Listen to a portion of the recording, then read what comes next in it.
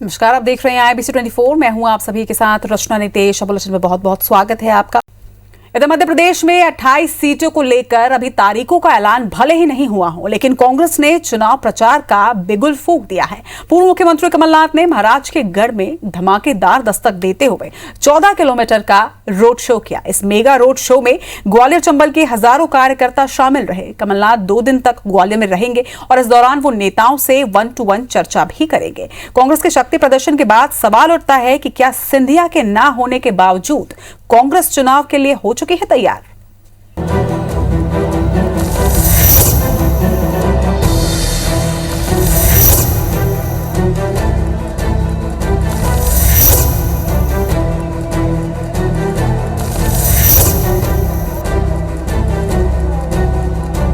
ये महाराज के गढ़ में पूर्व मुख्यमंत्री कमलनाथ के 4 घंटे चले रोड शो की 4 तस्वीरें हैं, जो ये बताती हैं कि रोड शो में किस कदर कांग्रेस कार्यकर्ताओं का सैलाब उमड़ा।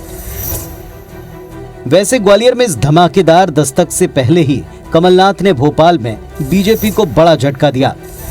ग्वालियर रवाना होने से पहले सुर्खी से बीजेपी की पूर्व विधायक पारुल साहू ने उनकी मौजूदगी में कांग्रेस का दामन थाम लिया। दरअसल सुर्खी में सिंधिया समर्थक गोविंद सिंह राजपूत का टिकट तय है। ऐसे में पारुल ने कांग्रेस का हाथ थामा और अब माना यह जा रहा है कि वो ही सुर्खी से कांग्रेस की उम्मीदवार रहेंगी। मुझे तो शर्म आती है जब मैं दिल्ली जाता हूं। कहते हैं वही मध्य प्रदेश जहां सब बिकने को राजी है। बीजेपी समझ ले, कुछ नेता बिक सकते हैं पर वोटर नहीं बिक सकते मध्य प्रदेश के। और इस बार जो हुआ है 2020 में, तो जनता की आवाज है कि मैं अब उनकी आवाज बनूं और डर और अहंकार की राजनीति से मैं लड़ाई लड़ूं और उनको मुक्ति दिलाऊं। तो मैं केवल जनता के कहने पे इधर आई हूं। सुर्खी के सहारे बीजेपी को शिकस्त देने के बाद कमलनाथ जब ग्वालियर पहुंचे तो पूरे इलाके में कांग्रेसी ने उनका जोरदार स्वागत किया।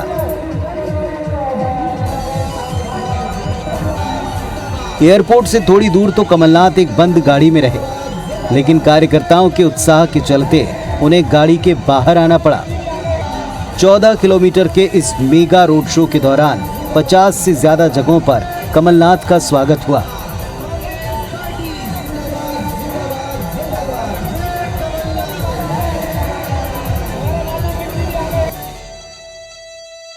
ये रोड शो रानी लक्ष्मीबाई की समाधि स्थल पर पहुंचकर खत्म हुआ।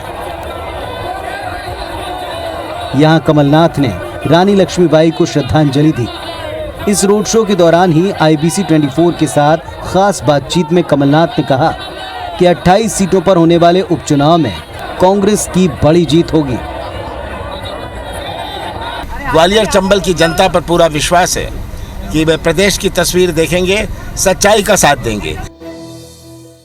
2 दिन के दौरे पर ग्वालियर पहुंचे कमलनाथ ने रोड शो के बाद इलाके के नेताओं से 1-to-1 चर्चा कर जमीनी हालात को समझा, जबकि शनिवार को कार्यकर्ताओं से चर्चा के बाद वो एक प्रेस कॉन्फ्रेंस करेंगे। वैसे बीजेपी कमलनाथ के दौरे को लेकर सवाल उठा रही है। अच्छा है, स्वागत है, आए, चुनाव है, आते हैं, आना चाहिए, लेकिन जब मुख्यमंत्री थे तब क्यों नहीं आए, ये भी बताना चाहिए। 2018 के विधानसभा चुनाव में राहुल गांधी के रोड शो के बाद ये सबसे बड़ा रोड शो रहा और अब माना ये जा रहा है कि उपचुनाव के लिए कांग्रेस बची हुई 7 सीटों पर उम्मीदवारों का जल्द ऐलान कर सकती है। नवीन सिंह और दीपक यादव के साथ नासिर गौरी, IBC 24 ग्वालियर। मध्य प्रदेश कांग्रेस के चीफ कमलनाथ का दौरा ग्वालियर में सुर्खियों में बना हुआ है। पहले रोड शो करके कमलनाथ ने अपनी ताकत दिखाने की कोशिश की और उसके बाद जनसभा को संबोधित किया। 14 किलोमीटर के इस रोड शो में हजारों की संख्या में लोग मौजूद रहे। इसके बाद कमलनाथ ग्वालियर के एक निजी होटल में पहुंचे, जहां पर विभिन्न संगठनों से आए लोगों के साथ उन्होंने मुलाकात की।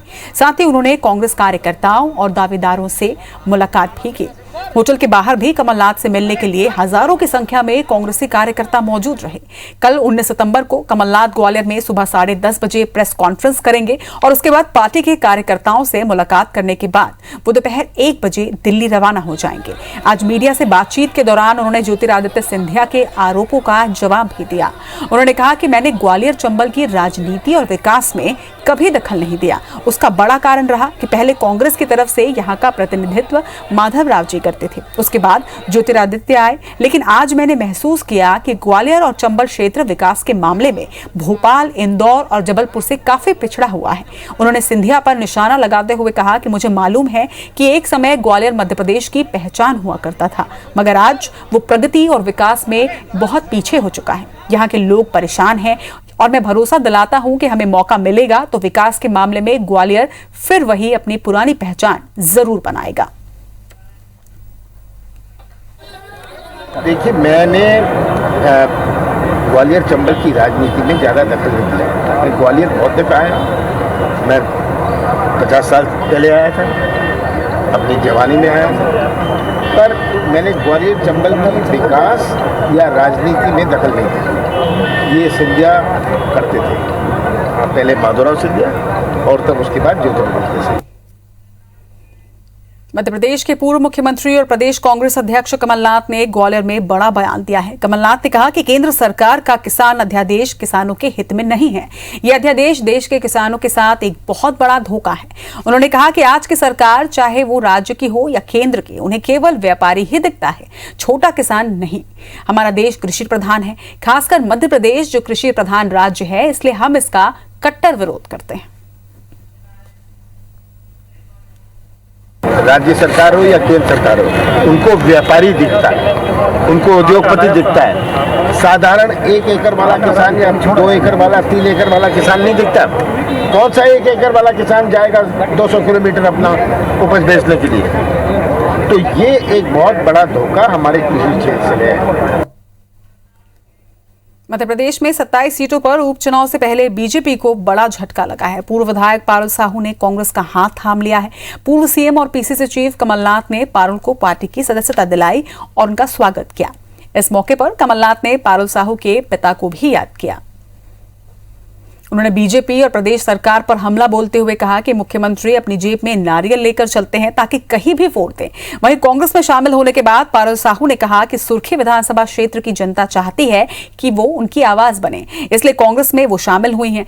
पारुल के कांग्रेस में जाने पर मंत्री बीजेपी का कहना है कि कांग्रेस में नेताओं का टोटा है, उसे प्रत्याशी नहीं मिल रहे हैं और इसलिए बीजेपी नेताओं को लेकर जा रही है। मंत्री गोविंद राजपूत ने भी पारुल को लेकर पंज कसा है। आपको बता दें कि सुर्खी विधानसभा सीट से मंत्री गोविंद सिंह राजपूत के सामने कांग्रेस पारुल को मैदान में उतार सकती है। पारुल साहू ने 2013 में कांग्रेस उम्मीदवार रहे गोविंद राजपूत को पराजित भी किया था। बीजेपी ने 2018 में पारुल साहू का टिकट काट दिया था और कुछ महीने पहले गोविंद सिंह राजपूत के बीजेपी में आ जाने से भी पारुल साहू बेहद खफा थे।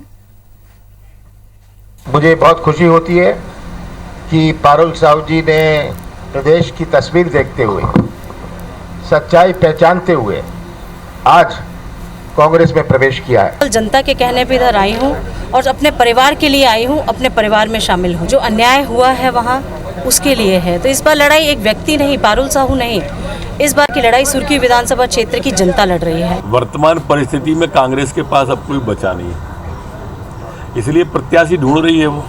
ग्वालियर चंबल से लेकर के पूरे मध्य प्रदेश के अंदर अब इनके पास न नेता बचे हैं और न कार्यकर्ता बचे हैं। दिग्विजय सिंह जी है, उनका बेटा है, वही लगे हैं चुनाव में। कमलनाथ जी, आज नकुलनाथ जी आ गए हैं। आज ये बयान दिया है आपके सामने कि सिंधिया जी अपने परिवार में चले गए और पारुल जी अपने परिवार में आ गई। अब इनके पास कुछ बचा नहीं है तो कहां जाएंगे? पिछले 5 साल का कार्यकाल पारुल साहू का सुर्खी क्षेत्र ने देखा है। ना तो वो कहीं गई हैं, ना किसी लोगों से मिली हैं। करेंगे खबरों का। कोरोना वायरस सबसे ज्यादा शरीर में श्वसन तंत्र को प्रभावित करता है और इसलिए लोगों को सलाह दी जा रही है कि वो ऑक्सीजन लेवल चेक करने के लिए अपने साथ ऑक्सीमीटर जरूर रखें। लेकिन बाजार में नकली ऑक्सीमीटर की बाढ़ सी आ गई है। चीन से इंपोर्ट किए जा रहे सस्ते ऑक्सीमीटर पेन पेंसिल का भी ऑक्सीजन लेवल और हार्ट बीट दिखा रहे हैं। तो फिर कैसे करें असली और नकली ऑक्सीमीटर की पहचान? देखिए हमारे संवाददाता विजेंद्र पांडे का ये रियलिटी चेक।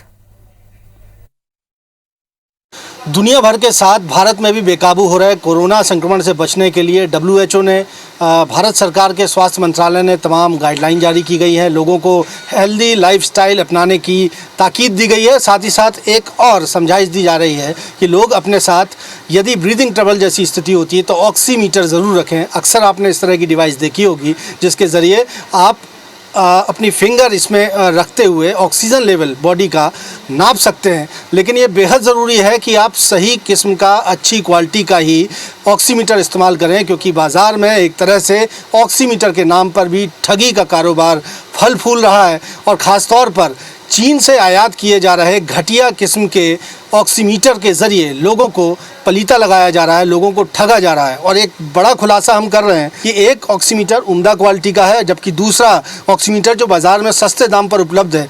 आप देख पाएंगे कि यहाँ पर मैंने पेंसिल एक लगाया हुआ है और पेंसिल का भी हार्ट रेट भी ये ऑक्सीमीटर बता रहा है, साथ ही साथ ऑक्सीजन लेवल भी इस पेंसिल का ये ऑक्सीमीटर बता रहा है। 96 आप देख रहे हैं ऑक्सीजन लेवल, यानी इस ऑक्सीमीटर की माने तो ये पेंसिल भी ब्रीथ कर रही है। ये पेंसिल की भी हार्ट रेट जो है वो यहाँ पर चल रही है। सीधे तौर पर ये माना जा सकता है कि ये ठगी का मामला है। जबकि आप दूसरे तरह के अगर ऑक्सीमीटर रखते हैं, यानी कि सही किस्म का ऑक्सीमीटर रखते हैं, तो आप देखेंगे जिस तरह से मैंने यहाँ पर ये फिंगर रखी हुई है, इसके ज़रिए मुझे अपना ऑक्सीजन लेवल जो है शरीर का वो मिल जाएगा। देख पा रहे हैं कि 99% जो है 98% ऑक्सीजन लेवल मेरा यहाँ पर आ रहा है। और इस ऑक्सीमीटर में यदि हम पेंसिल रखने की कोशिश करते हैं, इस ऑक्सीमीटर में यदि हम पेंसिल रखने की कोशिश करेंगे तो आप देखेंगे कि ये ऑक्सीमीटर यहाँ ऑन होने के बाद देखते हैं कि क्या रीडिंग देता है। आप देख पा रहे हैं कि इस पेंसिल रखने के बाद जो उम्दा क्वालिटी का ऑक्सीमीटर है वो फिंगर आउट बता रहा है, क्योंकि वहाँ पर ह्यूमन फिंगर को हमने नहीं रखा था। जबकि जो गलत किस्म के या घटिया किस्म के ऑक्सीमीटर बाज़ार में उपलब्ध हैं वो आप देख पा रहे हैं कि पेंसिल का भी ऑक्सीजन लेवल और हार्ट रेट भी बता रहे हैं। ये सीधे तौर पर एक बेहद गंभीर ये मसला है जिस पर सरकारों को कार्रवाई करनी चाहिए। और इस वक्त मेरे साथ चंद्रेश जैन मौजूद हैं, जो कि Jabalpur chemist and druggist association के सचिव हैं। ये इस तरह का फर्जीवाड़ा है ऑक्सीमीटर, कौन सा व्यक्ति ले कौन सा व्यक्ति ना ले, क्योंकि देखने में लगभग एक जैसे लगते हैं। लेकिन अभी भी मैं देख पा रहा हूँ कि फिर से एक ऑक्सीमीटर जो है पेंसिल को लगाने पर फिंगर आउट बता रहा है, जबकि दूसरा जो कि कमोबेश सस्ते दाम पर होगा, देख पा रहा हूँ कि 84% जो है ऑक्सीजन लेवल इसका बता रहा है। यानी ये ऑक्सीमीटर ये भी बता रहा है कि पेंसिल भी ब्रीथ कर रही है और उसका हार्ट रेट यहाँ पर नज़र आ रहा है। ये डिस्टिंग्विश कैसे होगा जनता, एक कस्टमर क्या कौन सा ऑक्सीमीटर ले और कौन सा ना ले? स्वाभाविक सी बात है कि जब शरीर में ऑक्सीजन लेवल कम होता है तो हमें उसकी स्तर जानने के लिए पल्स ऑक्सीमीटर की आवश्यकता होती है। अब प्रश्न ये उठता है कि हमें किस स्तर का ऑक्सीमीटर क्रय करना चाहिए, रखना चाहिए। मेरे हमेशा ये सलाह रही है और हमेशा ये निवेदन करता हूँ, उचित गुणवत्ता का ही पल्स ऑक्सीमीटर इस्तेमाल करें, अच्छी कंपनी का इस्तेमाल करें, उसका बिल लें। अगर बेहतर हो कि FDA approved CE certified oximeter अगर रखते हैं तो सबसे बेहतर होगा। अभी जैसा कि आपने देखा कि पेंसिल रखने पे ऑक्सीजन लेवल बता रहा है, ऑक्सीमीटर चल रहा है, जबकि दूसरा पल्स ऑक्सीमीटर पेंसिल लगाने पे बंद भी हो जा रहा है, वो स्वीकार नहीं करता है। हमें बेहतर क्वालिटी का ही पल्स ऑक्सीमीटर इस्तेमाल करना चाहिए जो कि आम जनता के लिए लाभमंद होगा। और मैं सभी जनता से अपील भी करना चाहता हूँ कि अच्छी क्वालिटी का ही सामग्री खरीदें, बिल ज़रूर लें, ताकि किसी भी समय कोई दिक्कत हो तो उसका जवाबदार सामने वाला दुकानदार हो। इसकी क्या रेगुलेटिंग अथॉरिटी कौन है? अगर इस तरह से बाज़ार में कुछ लोग यदि ये बेच रहे हैं तो आम व्यक्ति खुद को ठगी से कैसे बचाएगा? इसको कौन सुनिश्चित करेगा कि इस तरह से निम्न गुणवत्ता की चीज़ें या इस तरह से नकली ऑक्सीमीटर बाज़ार में ना आए? इसको नियंत्रण करने के लिए फूड एंड ड्रग एडमिनिस्ट्रेशन विभाग होता है जो कि इसको नियंत्रित कर सकता है। इसमें प्रशासन भी इंटरफियर कर सकता है और उचित गुणवत्ता के लिए निर्देश भी जारी कर सकता है। तो आप एक तरह से इस पेंसिल के ज़रिए टेस्ट कर सकते हैं। साथ ही साथ यदि आपकी उंगली में ऑक्सीजन लेवल कम है, आप दबा के चेक कर सकते हैं, एक रबर बैंड लगाकर चेक कर सकते हैं। यदि ऑक्सीजन की सप्लाई, ब्लड सप्लाई वहाँ बाधित हो रही है तो ऐसे में एक अच्छा ऑक्सीमीटर रीडिंग नहीं देगा, जबकि इस तरह का नकली ऑक्सीमीटर रीडिंग दे सकता है। तो खुद को कोरोना संकट की इस घड़ी में ठगी से बचाएं। ऑक्सीमीटर ज़रूर इस्तेमाल करें, लेकिन बेहतर क्वालिटी का इस्तेमाल करें। उसके आप परीक्षण भी इस्तेमाल कर सकते हैं और बिल दुकानदार से ज़रूर हासिल करें। कैमरामैन सतीश सराठे के साथ विजेंद्र पांडे, IBC 24, जबलपुर। इसी के साथ इस बुलेटिन में फिलहाल इतना ही। लगातार खबरों के लिए आप देखते रहिए IBC 24। नमस्कार।